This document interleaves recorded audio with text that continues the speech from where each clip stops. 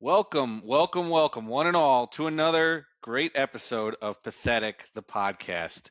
The gang is all here. You feel that little crisp in the air over the last couple of days. I don't know what that sound is, guys. Do you hear it? I think I hear football making its way into the ether of the sports world. Guys, we have made it through. I'm not ending the summer yet because I am enjoying sitting by my pool in lovely 85-degree weather we've had over the last 2 weeks. But we can feel the football is coming. Jeff, how are we doing tonight? 43 days. 43 days. Now, I do wish the season started on Sunday. We talked about this how many times, right? I'd rather it be on the day that football should be played, but I'm not going to complain that there's only 43 days left until we get football again. So, Uncle Ted, how we doing? I'm doing great. And Jeff, the best part about it, why it was pushed back and now it's 43 days, is because now the Super Bowl is on President's Day weekend. So the day after the Super Bowl, we're off from work. Nice. So There you that go. works out so great. But Unfortunately, this is a 1 year experiment because next year they've already announced that it's not going to be President's Day weekend. It just happens that President's Day weekend happens earlier this year, on the 15th, which is the earliest it can possibly be. So that's why they were able to put it on President's Day weekend for this year, which is geez. unfortunate. You know what, though? I'll take it. I'll take it for the year, though. So, Yeah, I agree. and maybe it'll be so popular the NFL listens and says, all right, let's figure out a way we can do this. Yeah, But they're going to have so much more. I think more people will watch. I think more people will watch for longer, and we will have a great night of football.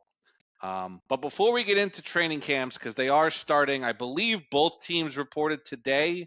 Is that correct? Yeah, I believe Yep. so. Yep. I believe so. So both New York teams reported today. Before we get into training camp, please like, subscribe, tell a friend.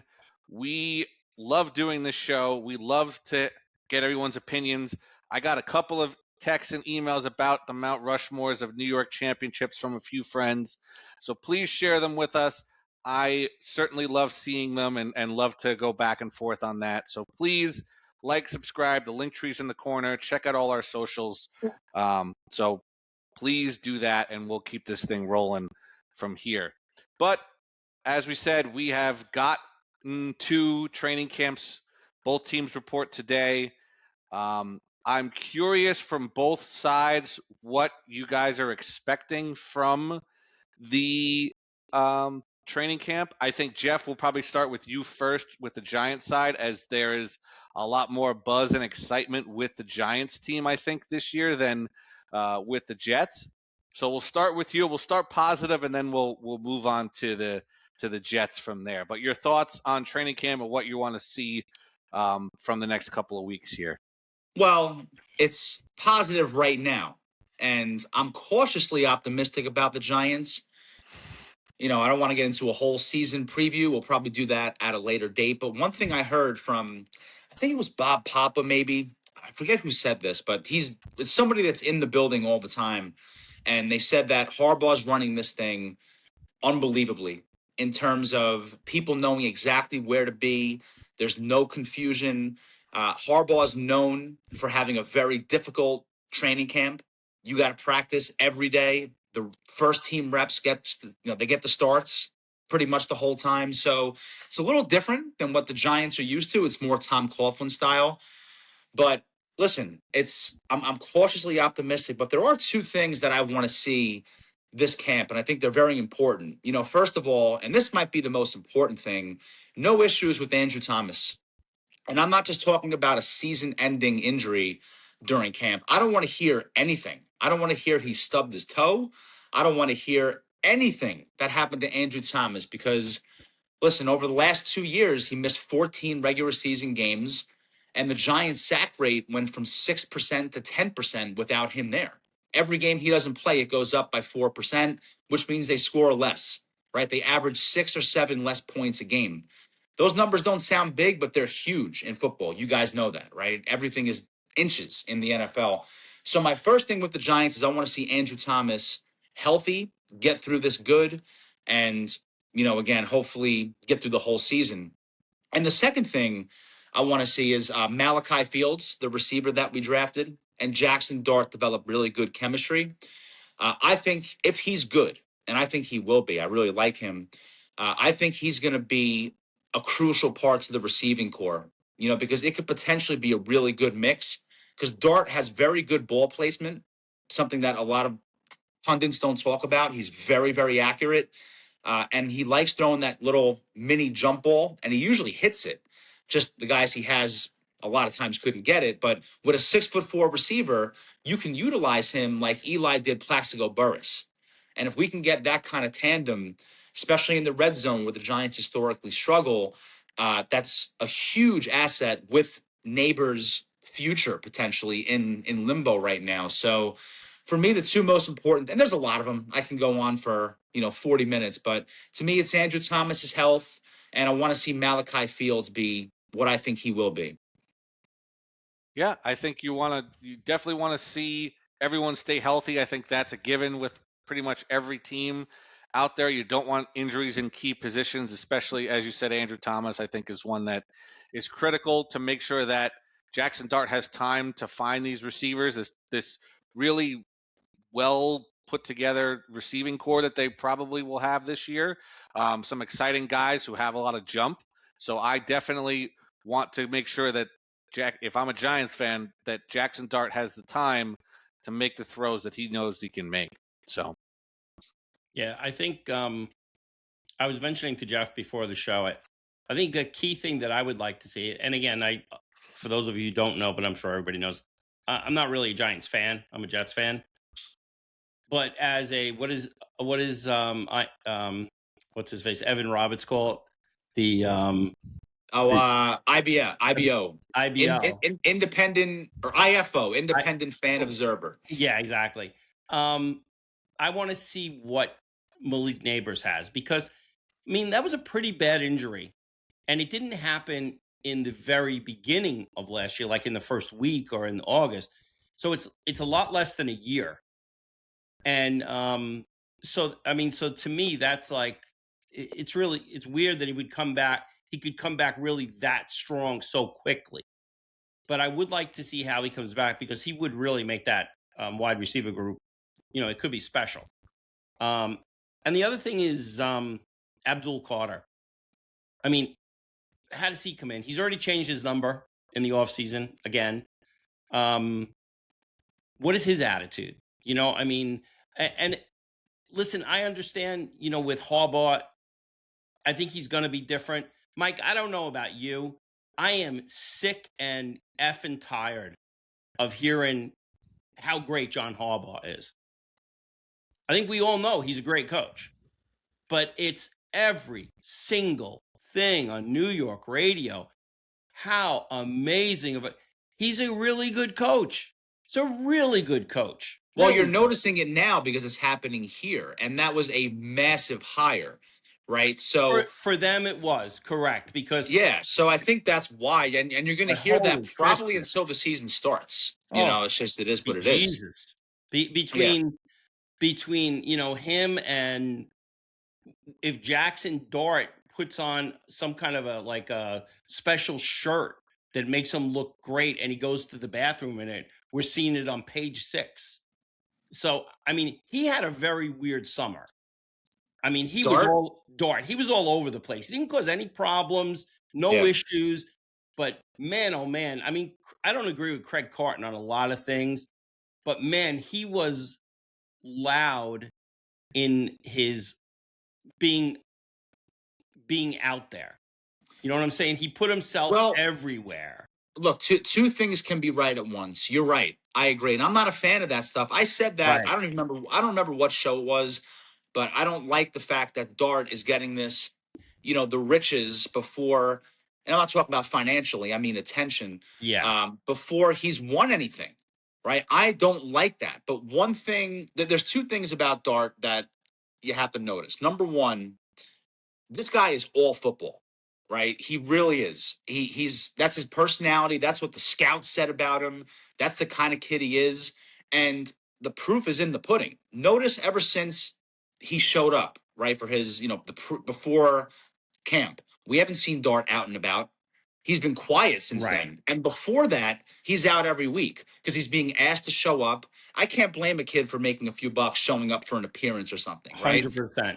So But I don't like the fact that he's all over the place this early, but it could backfire. But I think he has a good head on his shoulders where it's not going to backfire. But we'll see what happens. I can't prove that. But I don't think it'll backfire because I think like what you just said, training camp is opened and now he is in a full training camp mode. And I don't want people to think I don't like him. You know, I like Jackson Dart. I liked him right from the jump when he was at Mississippi. So, and I think he's a really good player. I mean, I think he's really good right now. He might be franchised, but we know he's really good. Two words I will say in terms of realizing how crazy Giants fans can get about a quarterback off of not a lot of resume in terms of on the football field. And those two words are Tommy DeVito. The amount of things that he did in those couple of weeks, the Tommy Cutlet shirts, everything else that they were doing off of a guy who could barely throw the football over the line of scrimmage. So you give the Giant fans, just like a Knick fan, you give them a little bit of something, and all of a sudden they are starved and they want to root for somebody. So, they're gonna be all in on Jackson Dart, which they should be because he showed signs last year that he's gonna be probably a very good quarterback in this league, potentially really, really good, depending on how the team is built around him. But they're smart. I like what they did in moving the training camp to West Virginia at the Greenbrier. Get out of New York City. Get away from all the nonsense that's going on. Let's just focus. Let's lock in the middle of nowhere. I don't know if you've been to the Greenbrier. It is absolutely in the middle of nowhere. There's nothing else to do there but to be in the building. So good move for them. I think I like that from Harbaugh in terms of the keeping everything focused on football, and they are priming themselves to potentially have a good season. and it's potential, right? And I don't want to get too deep into this because I'm getting pulled in here because I want to save this for before the week before the season. But listen, that's one thing that's guaranteed with the Giants is that they will be better. They will be better. There's no way they're not going to be better with Harbaugh versus Brian Daboll. Okay, it's physically impossible. So I'm very optimistic, but I'm cautious, man. Like I try to be realistic. I'm definitely pumped up about Jackson Dart. I'm definitely pumped up about Harbaugh, but it's about performing. It's about going out there and getting the job done. And I was pumped up about Daniel Jones. I was pumped up about Brian Daboll. I was pumped up about Ben McAdoo because Eli had his best statistical year under him as the offensive coordinator. And that's 3 strikes. You know what I mean? So hopefully this is the one. But you have to be optimistic if you have the Giants offseason. If you're a Giant, you have to be. It's impossible not to be. We're fans. It could, if this experiment fails miserably, whoever they hired next, you're going to be all in on the same as me. It's gonna be the same way. A quick note, Mike, you talked about the Giants going to Greenbrier. When I was a kid, do you know where the Giants used to train? They trained for like 4 or 5 years in a row. Before the exhibition season, they would go as a camp. No, I know they used to go to Albany. I knew that from Monmouth University. I actually. Oh, really? Okay, I didn't know that. Yeah, I actually visited them when they were at Monmouth University. And I was a little kid. I think I was like 5 or 6 years old. And my dad was not a big football guy, but one of the neighborhood dads was. So we all piled into the station wagon with the wood on the side and drove to Monmouth. And from Jersey City, that drive, it was like we were driving to, Michigan or wherever. It was like, oh my God, when are we going to be there? Now it's like, we're there all the time. But it's gonna be interesting. Yeah, I think it's gonna be pretty cool though with the Giants. It's exciting. It's exciting to look forward to. Yeah, let's get some winning football in New York, New Jersey. Come on, man. Yeah, I mean, since 2021, the 2 New York teams have the worst combined record, worst 2 worst records in the entire NFL since 2021. So Brutal. and it's only a half game. The Giants are only a half game better than the Jets are, and that's because they tied one game versus the Jets lost it. So that's literally the only difference between the two teams over the last 6 years. So, Yep. But yeah, before we get to the Jets, I just want to touch on Uncle Teddy. You said something about Abdul Carter. I'm very concerned about Abdul Carter not mixing well with John Harbaugh's system. I don't think he's going to like it. He seems very, very entitled. Yeah, we know he's talented. Besides, I think he's undersized in my opinion, but that's another topic. But I don't think he's going to like this Harbaugh. You're here all day, every day. If you're a minute late, you're fined whatever, or you're benched. Like he's not going to mess. Like, he's not going to let Abdul Carter be entitled. And I think Carter. I mean, I spoke to him obviously, but look at the way he behaves. I mean, he thinks he's entitled because he's a first overall or first round draft pick. So I'm very concerned that even somebody I think is as good as Harbaugh, some guys just can't control. You know, they're going to be jerks. It wouldn't surprise me if Carter and Harbaugh do a little headbutting. It wouldn't surprise me at all. The good and news also is that stay he away might get from traded. away from the WWE as well in terms of your Cam Scatterbo. So You know, I gotta tell you. All right. Oh man, I forgot about Scatterbo. We got to talk about him. He is legit an idiot. I know. Because I don't care. He yells at the fans for being upset with him for doing that because he goes, "Oh, that has nothing to do with my injury." Cam, you are legit. Your head's a potato. I mean, he legit has no brains. No brains. He doesn't. But he'll be in this league 2 more years and then he's going to be gone because of injuries. You know what, though? If you're the Giants, you squeeze whatever you can out of him because I don't want to reel him in. This is who he is. Yep. He's nuts. He's crazy. He's crazy. Right? So this is the style of – this is not just how he behaves in the wrestling events and Fanatics Fest, whatever. This is how he plays football. And that's why, for when he was on the field, he actually had some success. So I just – you know what it is? With Dart, if he starts going off the rails, you got to reel him in. I don't think he will, but that's somebody you reel in. Scatterbo, you know what he is? He's a crayon eater. Let him eat the crayons. Yep. Just let him eat the crayons. And whatever happens, happens. Yeah. Right? If he goes down, knock on wood for him too. I don't want to see him get hurt. Yeah. You know, whatever. It is what it is. Right? You're not losing a franchise running back with Scatterbo.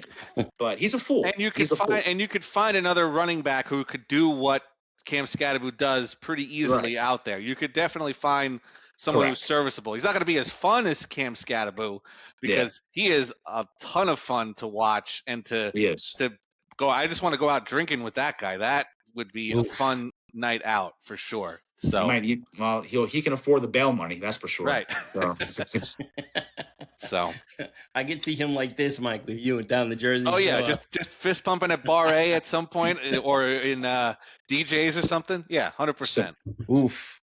So, well, we will transition over to the other New York team. I'll let you go first, Teddy. I have only a couple of thoughts on the Jets training camp of what I want to see, but I'm curious your thoughts first, and then I'll give my 2 cents on the Jets as well. So I have right now. I mean, there's like Jeff said, I could talk for an hour about what I want to see, but there's really 2 main things I want to see. But the one thing I want to bring up before I even bring that up is today. I don't know if you saw the Geno Smith press conference. Oh, I didn't even know he did one. No, I did not see it. So I guess every day probably the quarterback and the stars are going to do 5 minutes for the press or whatever. And he came out and he said, he feels good, the whole thing. He said at OTAs back in June, he goes, felt great. I thought we were all gelling really well. I feel like I could be a leader. He says, and that's why I want to tell you right now that I am so disappointed in myself that I did a few things over the last month that could have derailed my teammates with as far as looking to me as a leader. He says, and I can tell you right now, that will not happen again. And I mean, listen, he didn't do, that domestic violence thing was just, that was a farce. It was a crazy story, but it was a farce. Yeah. And, okay, he was speeding. listen, we all speed, you know. I mean, we all do that. He just happened to be Geno Smith, you Right. know. So I thought that was really like a hands up moment today that showed a lot of maturity, and I thought that was really good to see. What I want to see, what I'm most interested to see right now, I want to see this defense because I really believe the offense is going to be good. I mean, we've got, dare I say, a lot of weapons. You know, I mean, we're talking about Omar Cooper, the draft pick, and then sometimes we forget about Adonai Mitchell. And we've still got Garrett on this team. And, you know, Breece Hall. But the thing, too, that I think is going to be really interesting and how Frank Reich uses them is our tight end room. I mean, with Mason Taylor, Kenyon Sadiq, and Jeremy Ruckert. I mean, that's going to be really interesting. It really is, because I've heard a few football guys going around saying that Sadiq is a beast. And I remember seeing him at Oregon and being impressed by him. But now getting to see him close up and personal is going to be pretty interesting. So, and obviously I want to see Geno, but I want to see Cade Klubnik. I want to see I want to see him just come out and be competent enough to win that second quarterback spot and know that we have some competency on the bench. But you know, I think every week it's going to change with what we want to see and how it goes. But I think it's going to be interesting. For the first time, I think taking the fan goggles off, I think we're actually seeing where we really do have a GM, and I think they'll do what they got to do. So I'm optimistic, but those are the things I want to see in training camp: the tight ends, and I want to see that defense. They built it up really good in the offseason. I want to see them really get into it. You know? Yeah. I mean, yeah. Go ahead, Jeff. No, Mike, you go. It's your team. You go, buddy. Yeah. I mean, yeah, I agree. I think it's the defense. I think the offense is going to be fine. I think you have a really smart mind, one of the smartest minds in the league in the offensive coordinator seat right now. You paid money to get him. You convinced them to get here. You really rarely see that on a Jets team where you get the it coordinator that everybody wants to have in to set up the offense. But this defense was an unmitigated disaster last year. And for a guy who's supposed to be a defensive coach and a defensive coordinator for a really good team like Aaron Glenn, to have that defense and to have that secondary play the way they did last year, they got to do something better. And then the other thing I want to see from this team is I want to hear nothing. I want not a peep from any of these guys saying we are legit, we are the best team in the city, we are this, we are. I don't want to hear none of it. I am so sick of these guys getting all cocky and arrogant for a team that has won 20 games in this decade.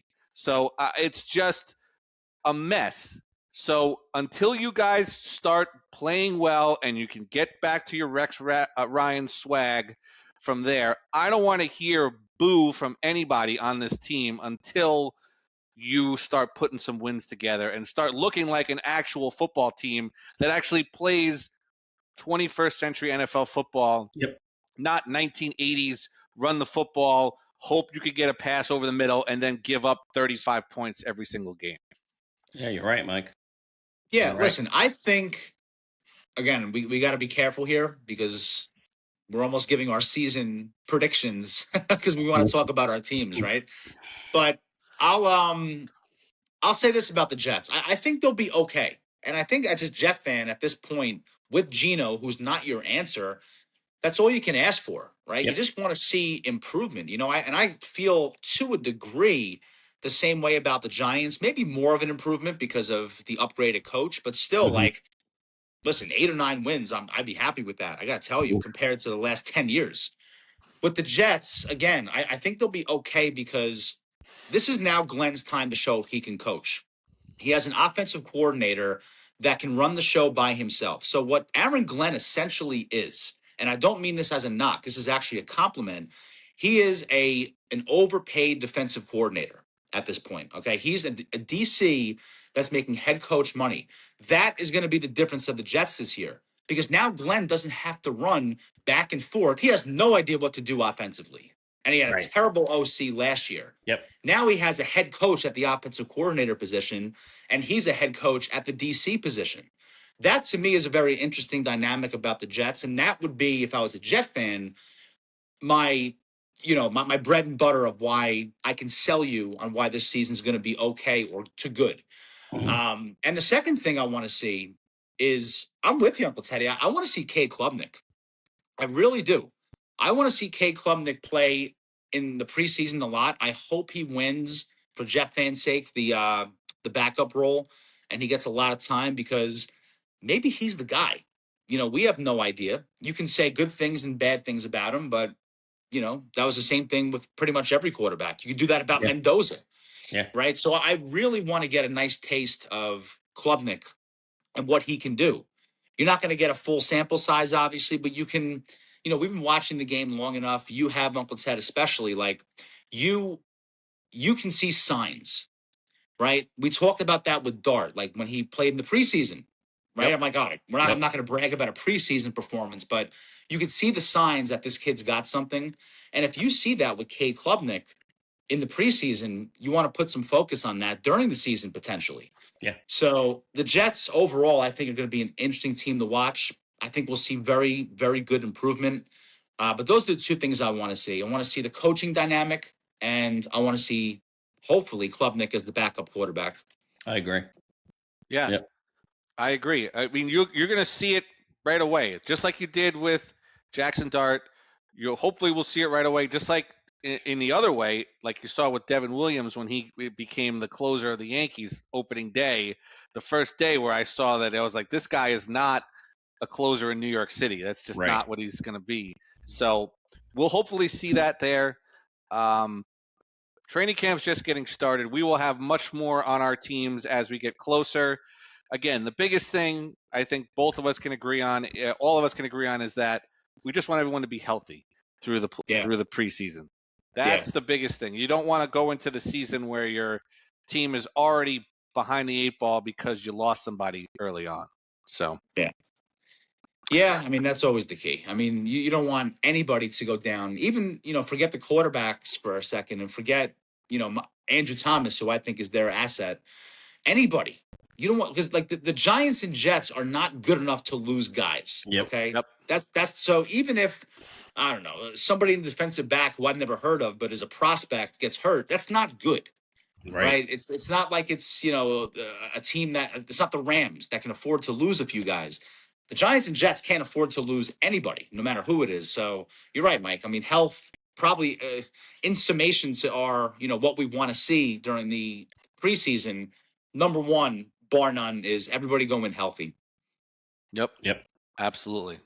So we will leave it there. Again, more to come on preseason once we get some pads on and we see guys hitting each other and we get some preseason games going. It'll be very exciting.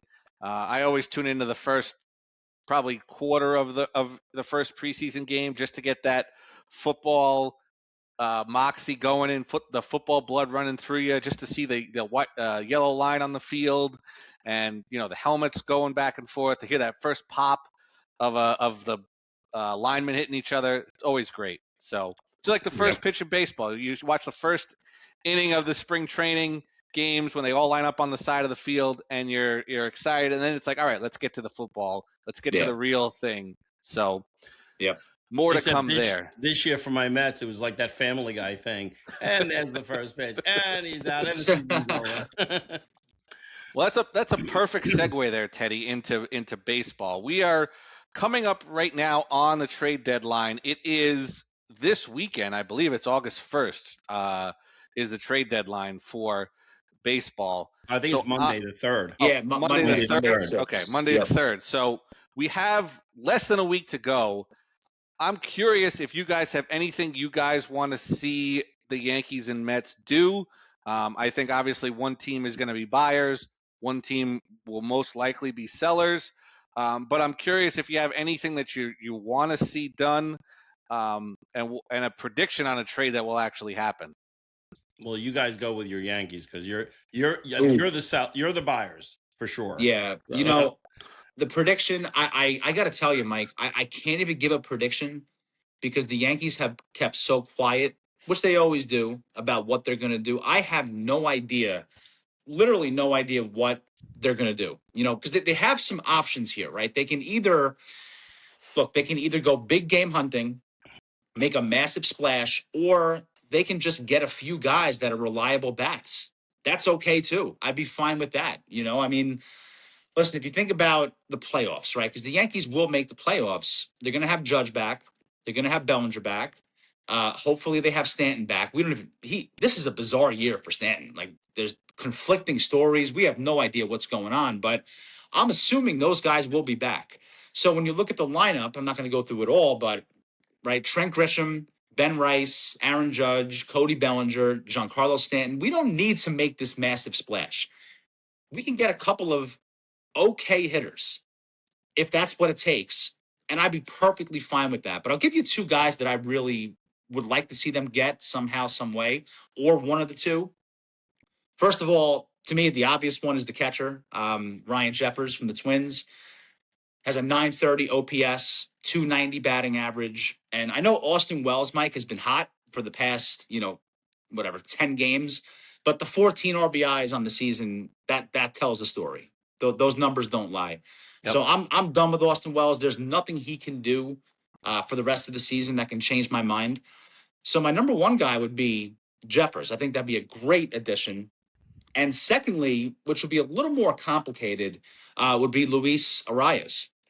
He's a second baseman. I'm not a Jazz guy, but he's been hot too. So some may think we have a second baseman now, but he's not going to be here next year. There's no way they're going to re-sign him. And you look at Arias' numbers, right? His on-base percentage is 362. Yankees need that desperately.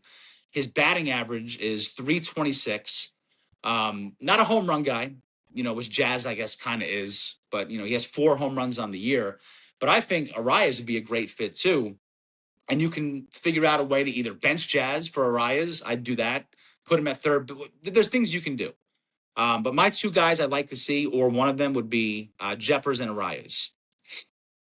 Yeah, I mean, I definitely think you have to address the catcher position in some way, shape, or form.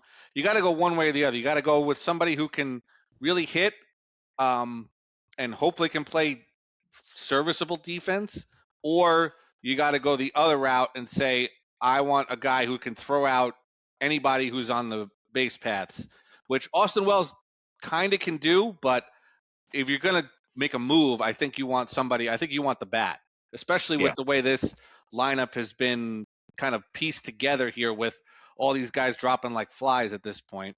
We're going to be going through August with, the Scranton Rail Riders lineup in for most of this month of August here. Thank God for Ben Rice, because he's really been a guy who's kind of been holding this team together. And, the pitching is starting to come into form. I mean, you saw the way they pitched against the Phillies over the weekend. I think this team needs one more bullpen arm. I would love to see them get somebody. I would love to see them get Luke Weaver back. If the Mets we could pry them away from the Mets. But, we'll see how that goes. But, I think one more bullpen arm. I think you got to do something on the left side of the infield, whether that's a shortstop or a third baseman. And you got to do something with catcher. I think those are your 3 spots where you really need somebody, because you've seen Dominguez in spots done pretty well in terms of his defense has been okay, and his hitting's been better than what you thought it was going to be, enough to keep this team afloat as of right now. So I don't think you need another outfielder, especially with what you're going to get coming back. But I think you need something at either third base or shortstop, and you need a catcher, and probably one more bullpen arm is what I think the Yankees need. So close your eyes, both of you, and I want you to envision this. First week of the playoffs come, and Aaron Judge is in the lineup. Bellinger's in the lineup.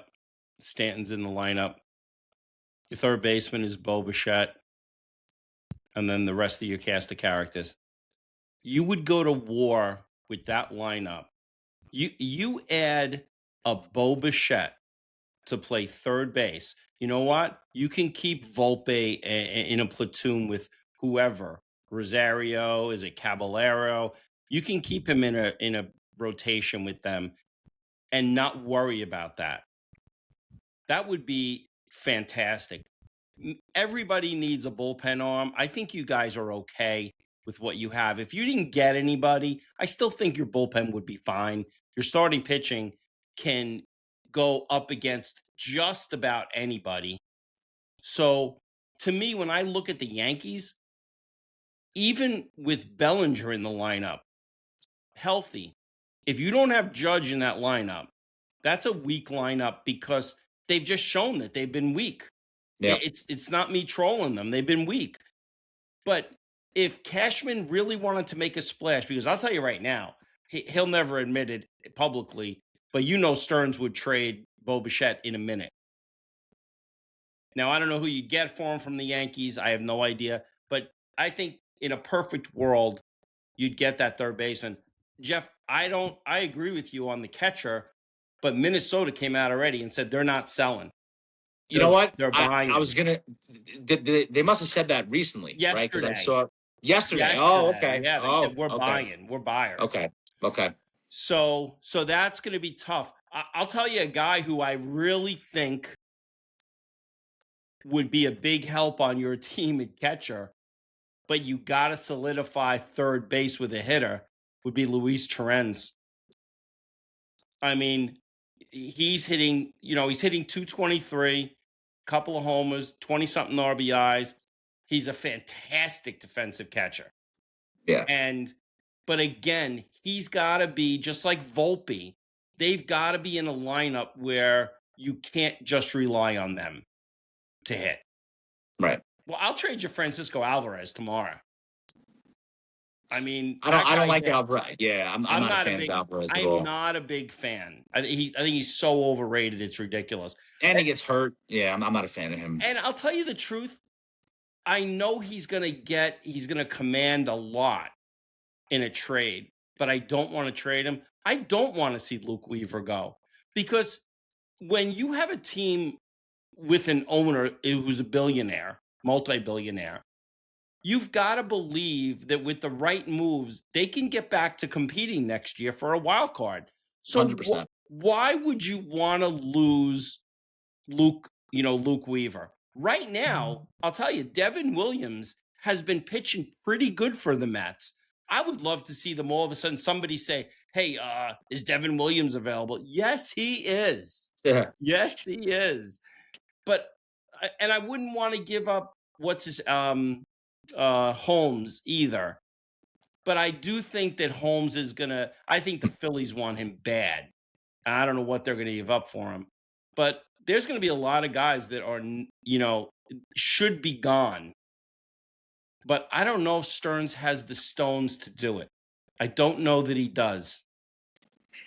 Yeah, I mean, look, I think the Mets should be open for business, but they shouldn't have a going out of business sale and just ship anybody and everybody. Now, obviously, they're not going to ship Soto off. They're not going to ship McClain off and Ewing and, the guys that we talked about last week. But listen, this sounds kind of crazy. There's two other guys to me that I would almost consider untouchable, and that's Weaver and Holmes. Like, the Mets can be good next year. You can't give up a player like Weaver or Holmes. Yep. Who, right now, the Mets pitching, which has been a problem for a while, is actually there's something there. Yes. And Weaver and Holmes have been a huge part of that. So, again, I'm not saying I would definitely call them untouchable, but they're bordering on that fringe. Like, they're one step under Soto and the young kids, where you better give me a lot for those two, right? Because the Mets aren't, name any garbage team, the Athletics for years, right? Where they're just like, everybody's gone. The Mets aren't. They have enough good players where hopefully they get the right manager and they could be a good team. So you got to keep some of your firepower. Yep. You can't just ship anybody and everybody off. So, the Mets, like I said, I think they're open for business, but this isn't a fire sale. We're still going to be, you still want to keep some talent. Because also what you do now is going to impact your future manager. So, whoever your future manager is going to be, if he's looking at this team and you're getting rid of everybody, he's going to say to himself, listen, man, why would I want this job? What do we? They don't want to rebuild. Yeah, good managers want to rebuild. Joey Cora, does Joey Cora or Alex Cora want to come up? With I don't have Weaver, I don't have Holmes, I don't. Come on, man. Yeah. But who knows? As long as Stearns is this GM, I honestly have no faith in what can be done. I just don't. I'm a beaten man. It's finally beaten me. It's finally done it. It took a while, but it did it. So I'll ask, we'll end the baseball talk with this. Prediction of where Tariq Skubal will be on August 3rd at 7:30 p.m. Will he be a Tiger? Will he be somewhere else? Gun to your head, what are you thinking? Oh, my God. This is, again, these things are so hard to predict because nobody talks. Orioles, could that be a fun bet? Baltimore, that's fun. Dodgers, I mean, honestly, that's probably the favorite, I would imagine, right? That's where I think you'll see Tariq Skubal in Dodger blue, and it'll just be an embarrassment of riches because they'll just trade some guy who's really highly rated in their farm system to Detroit, because the Dodgers don't care. They got enough guys that they don't care if they give away their whole farm system. They're just going to buy more guys. That's just it. I'm going to say Toronto. And if not Toronto, the Cubs. Cubs is a sneaky one. I like that as well, but gun to my head, I'm saying he's in Dodger blue, unfortunately. Yeah, I'm with either you. Dodger blue or he's going to stay with the Tigers, and he's going to get signed by the Dodgers or in the offseason because they won't re-sign him in Detroit. Yeah, probably. But we will have more on that next week. We will probably hop on quick with a quick trade deadline. If any big trades happen between now and then, I'm sure we will hop on the socials or hop on here quick to give our thoughts on any big moves that either team makes going forward. But we will move on now to the Mikey Mush picks. Mikey Mush is still riding high. Xander Schauffele, if he doesn't double bogey 18 in the first round, I think he's got a very good shot of being in that British Open finals. Yep. Still played very well, but did not win. My boy Michael Van Gerwen, though, did crush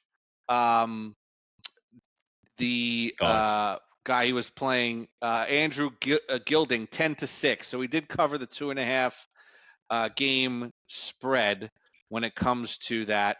And we're still waiting on World Series of Poker. That World Series of Poker starts up again on Monday. So, Paisans, we're hoping he will still be playing well. I'm rooting for him. I'll be, getting a bowl of spaghetti or something watching the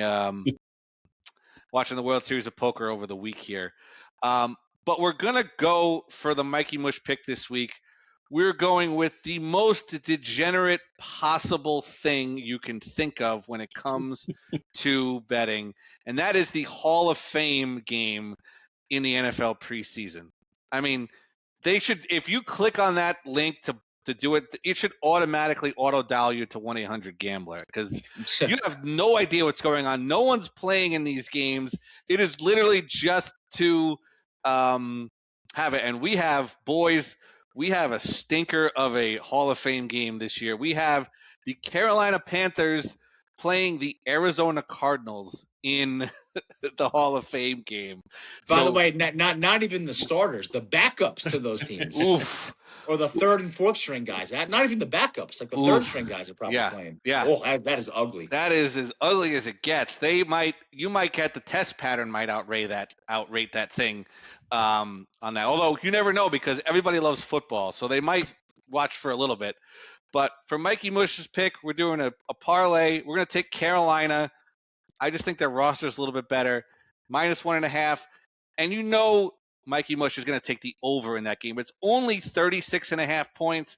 I think we're going to have some scoring going on as long as it doesn't pour rain and they have to call the game early because the field is unplayable, which has happened in the Hall of Fame game before.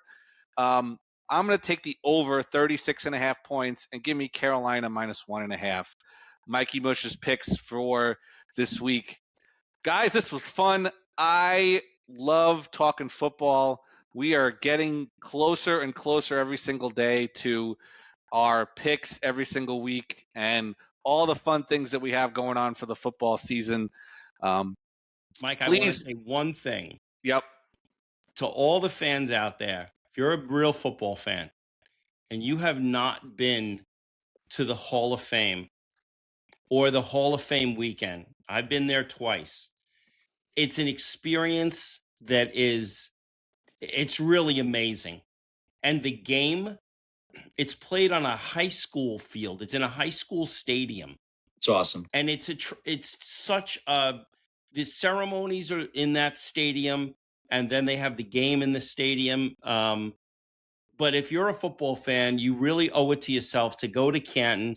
You park your car in the middle of a neighborhood or on somebody's lawn because they're renting out their lawn space. It's just an amazing experience, and you really got to try to get there. You really do. Well, I'll tell you right now, I'm not sure when it's going to happen, how old I'll be, but when Eli gets in, because he will eventually. I'm with you. I'm going. We're going. We talked about Mike, it. you too. Yeah. I'll get the Airbnb. No, you will not. You will not get the Airbnb. Me or Jeff will take care of that. Yeah. You just take it easy. You've done so much for us with that. We'll do this for you. Yep. Yeah. Anyone who wants to know, I'll send you the picture of the lock on our Airbnb in Pittsburgh for the Jets-Steelers game that we went to out there. It was, that Cheeto where the Cheeto was holding the lock together? That was essentially what the lock was on this Airbnb that I got Mike, for everyone. Send me the picture and I'll put it up on the video. Will do. So, but guys, this was a lot of fun. We will be back at some point here over the next week or so, maybe the following week, depending on if things break one way or the other. But please subscribe, tell a friend. We love talking football. We love talking to you guys about everything here. So please let us know if there's anything you want us to bring up on there. Patheticpodcast@gmail.com. And all the LinkTr.ee things down there as well. Please let us know. Guys, this was fun. We will catch everyone soon. Take care.